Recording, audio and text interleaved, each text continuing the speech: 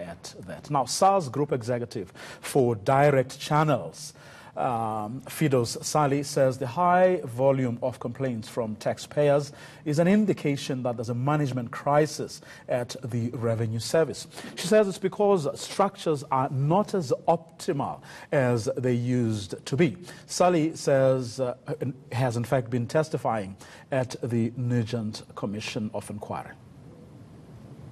We don't operate as one team in SARS at this point in time. And I think we've become very fragmented. And I think that is the reason why we see a lot of repeat calls coming through. And that is really a concern from my side, because first of all, it's a waste of money. Second of all, it is not good for us in terms of us wanting to ensure that we increase compliance. When did you start receiving the repeat calls again?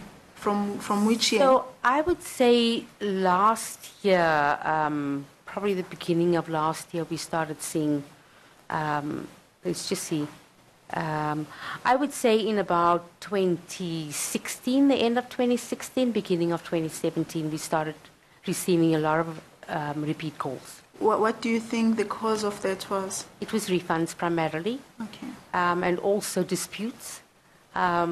Us not getting back to disputes as quickly as what we used to before. And what made you not to be able to get back to them, to disputes and dealing with the issues of the refunds as efficiently as you used to? You see, previously taxpayers weren't calling us that often because we were much faster and in resolving an audit or getting to finalize an audit. So Barry spoke about the risk engine.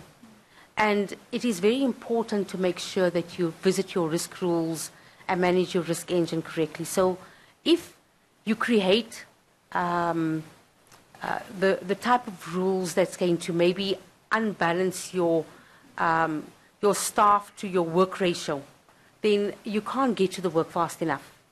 And I think also previously, because we sat in the same room under one chief officer, we were able to resolve the problems a lot quicker.